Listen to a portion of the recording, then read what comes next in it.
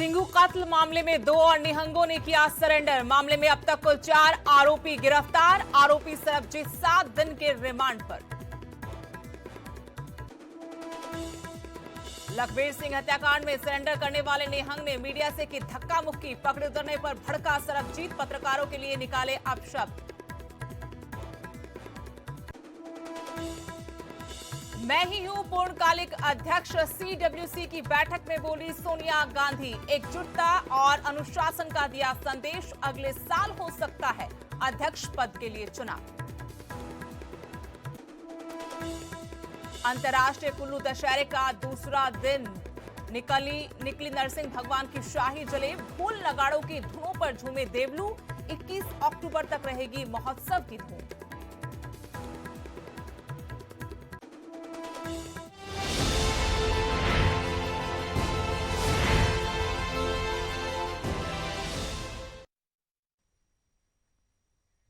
नमस्कार, स्वागत है आपका। आपके साथ मैं हूं स्तेश नैन मूर। सिंघू कत्ल मामले से जुड़ी बड़ी खबर आपको बता दें, जहां 2 और निहंगों ने सरेंडर कर दिया है। सिंघू बॉर्डर पर सरेंडर किया है 2 और निहंगों की तरफ से। मामले में अब तक कुल 4 लोगों की गिरफ्तारी हो गई है। लखबीर सिंह का बेरहमी से कत्ल किया था, कत्ल की बात भी कबूल की थी निहंगों की तरफ से। अब इस मामले में पुलिस का दबाव, कार्रवाई हो रही है, तो 2 और निहंगों ने भी सरबजीत के बाद सरेंडर किया है। सिंघू कत्ल मामले पर ये बड़ी अपडेट आपको दे रहे हैं। 2 और निहंगों ने सरेंडर किया है। सिंघू बॉर्डर पर सरेंडर किया गया। मामले में अब तक 4 आरोपी गिरफ्तार हो चुके हैं। लखबीर सिंह का सिंघू बॉर्डर पर बेरहमी से कत्ल किया गया था।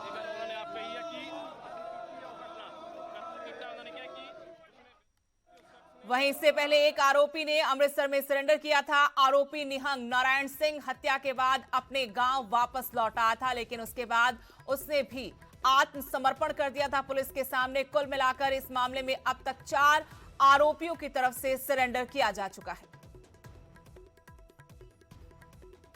ਅੱਜ ਅਸੀਂ ਆਪਣੇ ਨਗਰ ਚੋਂ ਗ੍ਰਿਫਤਾਰੀ ਦੇ ਰਹੇ ਹਾਂ।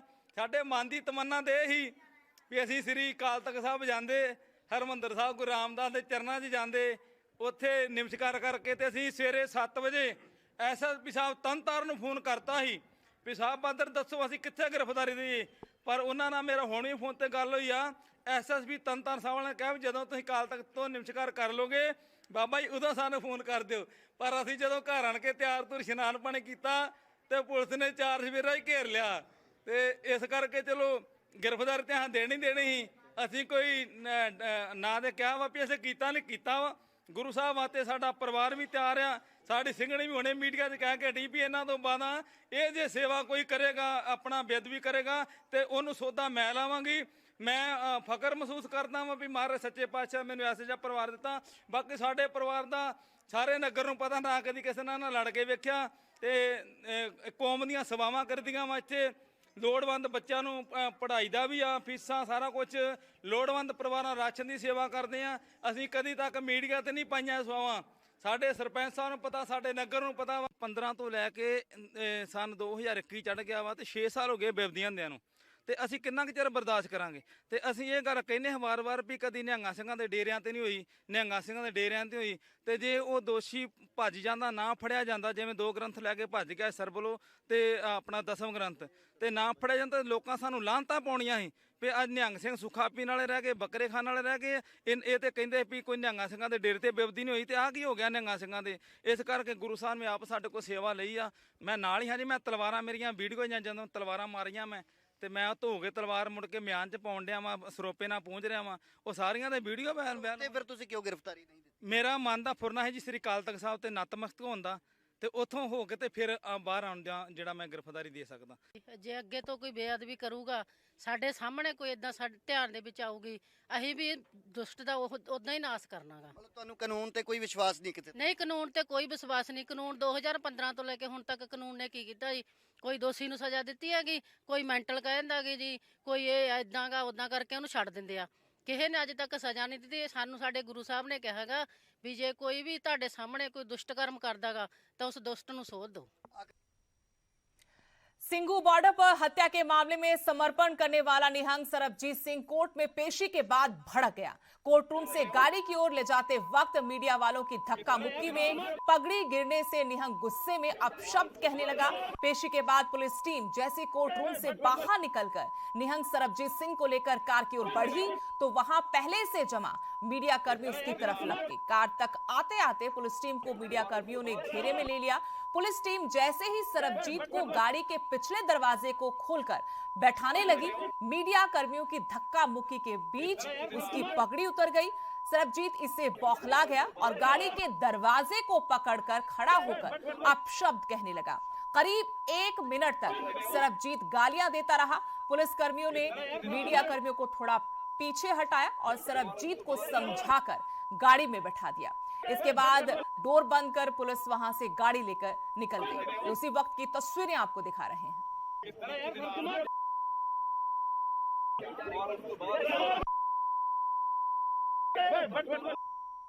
और सोनीपत कोर्ट ने सरबजीत को 7 दिन की पुलिस रिमांड पर भेजा है। पुलिस ने सिविल जज को बताया कि आरोपी निहंग सरबजीत से पूछताछ में 4 और नाम सामने आए हैं।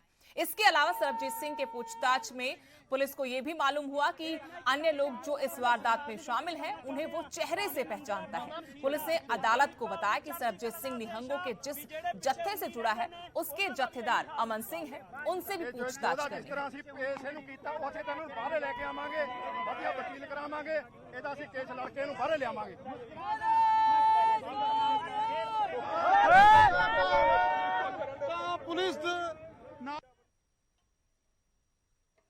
उधर हरियाणा के मुख्यमंत्री ने इस पूरे मामले पर कहा है कि संयुक्त किसान मोर्चा को इस पूरे मामले से किनारा करना चाहिए। यह घटना काफी निंदनीय है और किसी भी आरोपी को बख्शा नहीं जाएगा। एक दुखद और एक निंदनीय ये घटना है जो कल जिस प्रकार का सुबह सिंगू बॉर्डर के ऊपर एक व्यक्ति को नृशंस हत्या जिसको कह सकते हैं की गई है और उसके बारे में संज्ञान लिया गया है, उसकी एफआईआर हो गई है और उसके ऊपर पुलिस जो है कार्रवाई कर रही है। जो भी कोई दोषी होगा उसको बख्शा नहीं जाएगा। ये निर्भर करता है कि वो उससे अगर किनारा करते हैं तो उससे अपनी दूरी कितनी बनाते हैं। अगर उन्होंने दूरी बिल्कुल नहीं बनाई है, अभी भी उनके सपोर्ट में ये लोग बैठे रहते हैं निहंग लोग, तो निश्चित रूप से उनकी जिम्मेदारी बनती है।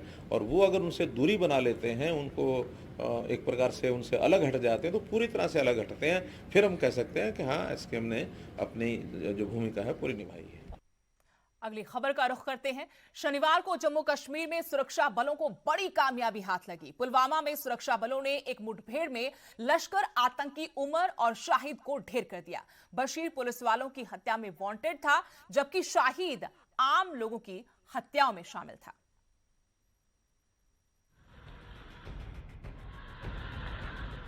जम्मू कश्मीर के पुलवामा में सुरक्षा बलों ने बड़ी कामयाबी हासिल करते हुए लश्कर के 2 आतंकियों को ढेर कर दिया।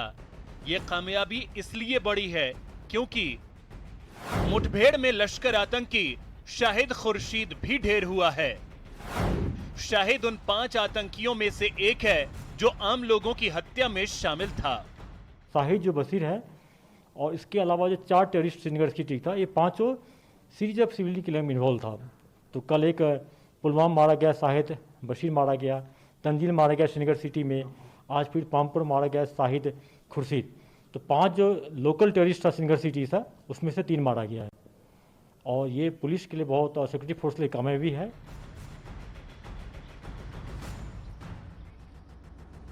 हाल के दिनों में आतंकी वारदातों में आम लोगों की हत्याओं के बाद से सुरक्षा बलों ने विशेष ऑपरेशन चला रखा है।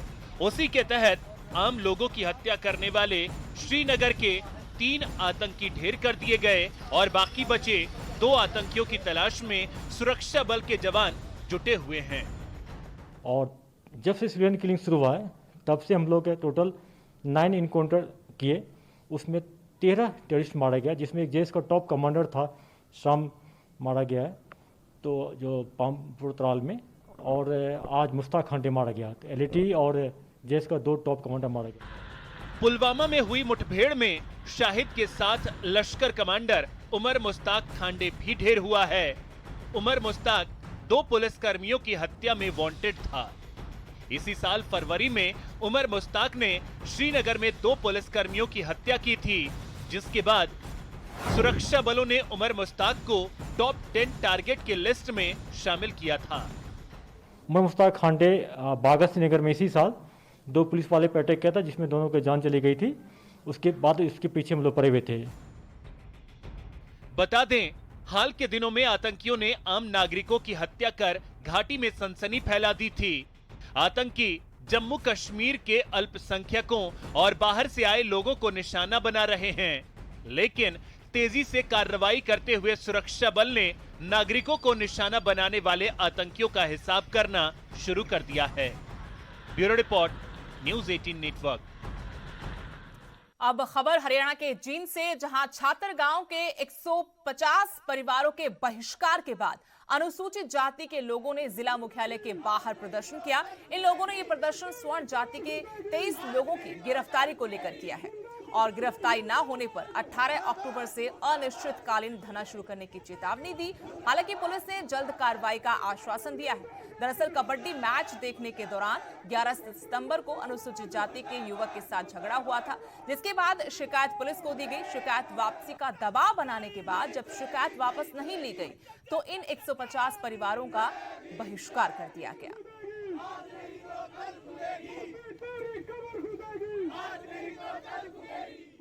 ये है कि जो उनका सामाजिक बहिष्कार उन लोग के द्वारा करा गया था, उनका ऐसा एलिगेशन है, उसके बारे में ऑलरेडी एक एफआईआर दर्ज है और उसमें 23 लोगों के नाम लिखे गए हैं। तो पुलिस उसमें वेरिफिकेशन कर रही है और इनकी डिमांड है उनको अरेस्ट करने की। तो उसमें जो भी वेरिफिकेशन के बाद सामने आएगा, जो भी सच्चाई सामने आएगी, उसमें बिल्कुल नियमानुसार कार्रवाई की जाए। अब बात हिमाचल उपचुनाव की करते हैं। मंडी लोकसभा उपचुनाव में कई दिग्गजों के साथ सूबे के मुखिया की साख भी दांव पर लगी है। मंडी के रण से कांग्रेस ने पूर्व मुख्यमंत्री स्वर्गीय वीरभद्र सिंह की पत्नी प्रतिभा सिंह को मैदान में उतारा है, तो बीजेपी ने करगिल हीरो खुशहाल सिंह ठाकुर पर दांव खेला है। दोनों की पार्टियां अपने उम्मीदवार की जीत का दावा ठोक रही हैं। मंडी के रण में प्रचार को लेकर मुख्यमंत्री जयराम ठाकुर क्या राय रखते हैं, उनसे बात की हमारे सहयोगी वीरेंद्र भारद्वाज ने। बात कर रहे हैं हिमाचल प्रदेश के मुख्यमंत्री जयराम ठाकुर जी की। हमारे साथ बातचीत के लिए इस वक्त जयराम ठाकुर जी मौजूद है। सर पहले तो स्वागत है आपने। बहुत धन्यवाद। सर, आपके अपने गृह क्षेत्र में चुनाव है। दिखती सी बात है कि ब्रिगेडियर खुशहाल ठाकुर जी भाजपा की तरफ से कैंडिडेट हैं, लेकिन कहीं ना कहीं हम कह सकते हैं कि प्रतिष्ठा आपकी भी दांव पर लगी है, क्योंकि आपका अपना क्षेत्र है और यहाँ से जीतना और बड़ी जीत के साथ जीतना जो है वो शायद जरूरी हो जाता है। निश्चित रूप से एक तो पहली बात के चुनाव को हम कभी हल्के में लेते नहीं हैं, हम गंभीरता से लेते हैं, चुनाव छोटा हो चाहे बड़ा हो। और आपने देखा होगा कि जब से हमारी सरकार बनी है, चाहे लोकसभा के चुनाव, उसको भी गंभीरता से लिया। ऐतिहासिक जीत हमने हासिल की, 4 सीटें तो जीत की, लेकिन 68 के 68 सीटों पर हमने बढ़त हासिल की। उपचुनाव आए, वो भी हमने गंभीरता से लिए, दोनों उपचुनाव जीते। पंचायत के चुनाव में हमने बहुत बड़ी बढ़त हिमाचल प्रदेश में हासिल की। और उसके पश्चात अभी का ये जो चुनाव का दौर है, मैं समझता हूँ कि हिमाचल के इतिहास में शायद पहली बार इतने बड़े स्तर पर चुनाव हो रहे हैं, जब एक लोकसभा का चुनाव है, 3 विधानसभा के उपचुनाव हैं। तो कुल मिलाकर के 20 विधानसभा क्षेत्र चुनाव के दौर में से गुजर रहे हैं। तो ऐसी स्थिति में चुनौती है, निश्चित रूप से है। और चौथे साल में चुनाव होना सरकार के, तो ये और ज़्यादा थोड़ा कठिन होता है। लेकिन फिर भी उसके बावजूद भी मुझे इस बात को लेकर के प्रसन्नता है कि हिमाचल की जनता हमारे साथ है। हर परीक्षा के दौर में, जब भी ऐसे दौर में हम गुजरे हैं, तो जनता ने साथ दिया है, सहयोग दिया है। और जहाँ तक मंडी लोकसभा के उपचुनाव की अगर आप बात कहें, गृह क्षेत्र है हमारा निश्चित रूप से, और हम इसको जीतेंगे, अच्छी तरह से जीतेंगे और बहुत बड़े मार्जिन के साथ जीतेंगे। अब बात हिमाचल के धर्मशाला की, जहां इंद्रुनाग पैराग्लाइडिंग साइट पर दर्दनाक हादसा हुआ। 35 साल के युवक की हादसे में जान चली गई। दरअसल युवक साथी पैराग्लाइडर्स की मदद कर रहा था। जैसे पैराग्लाइडर उड़ने लगा, युवक भी उसके साथ लटक गया। कुछ देर हवा में रहने के बाद युवक जमीन पर गिर गया, जिससे उसकी मौत हो गई। इस घटना के बाद पैराग्लाइडिंग साइट पर सुरक्षा को लेकर एक बार फिर से सवाल खड़े हो गए।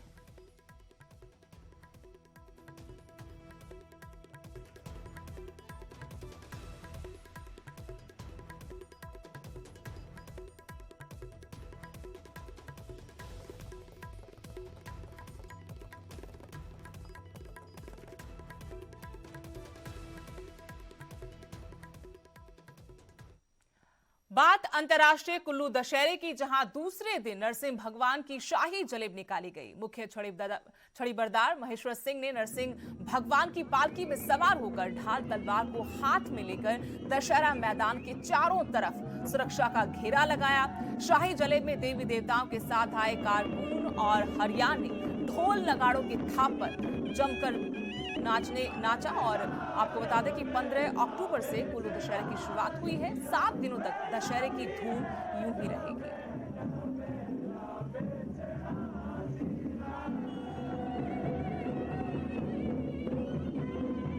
अंतर्राष्ट्रीय कुल्लू दशहरा यानी कि देव महाकुंभ का आज जो है दूसरा दिन, और इसमें जो है यहाँ पर भगवान नासिक की वो जो जलेब यात्रा वो यहाँ पर जो आरंभ हो चुका। तस्वीरों में देख सकते कि शाम के समय और ऐसे में यहाँ पर जो है भगवान नासिक उनकी जो जलेब जो यहाँ पर जो है निकल चुकी है। और आप देख सकते हैं कि सबसे आगे जो भगवान रघुनाथ जी के और भगवान नारसिंह के जो अश्व है उन्हें जो सबसे आगे ले जाया जा रहा है, और उसके पीछे जितने भी जो है श्रद्धालु है हरियाण है वो उनके पीछे चलते हुए दिखाई दे रहे हैं। इसके साथ ही जितनी भी देवताओं की पालकियां हैं वो भी जो है इसमें शरीक यहाँ पे हो रही है। मैं बता दूं कि आज जो है जो कुल्लू जिला जो महाराजा घाटी है वहाँ के सभी देवी देवता जो है अपनी पालकी में सवार होकर जो है भगवान नारसिंह की इस जलेब में शिरकत करने के लिए पहुंचा। जैसे कि किस तरह जितने भी श्रद्धालु है भक्त है वो किस तरह इस जलेब में जो है खूब नृत्य करते हुए दिखा रहे हैं। जो ढोल नगाड़ों की थाप पर जो है वो नृत्य यहाँ पर कर रहे हैं। और ठीक देखते कि जो पालकी है उसमें जो है भगवान रघुनाथ के छड़ीदार महेश्वर सिंह जो है वो इसमें जो यहाँ पर जो विराजमान हुए हैं। और ये इसी तरह की जो जलेब जो है ये अगले 5 दिनों तक जो यहाँ पर जो ऐसे ही चलाई जाएगी। और इसमें जो है जितने भी कुल्लू दशहरा के जो देवी देवता शिरकत करने के लिए आए हैं वो यहाँ पर पहुंचेंगे। और इसी तरह जो है यहाँ पर जो प्राचीन परंपराएं जो है उनका जो है यहाँ पर जो है निर्माण किया जाएगा। कैमरा पर्सन दिलीप ठाकुर के साथ सचिन शर्मा, न्यूज़ 18 हिमाचल। अभी के लिए इस बुलेटिन में इतना ही। नमस्कार।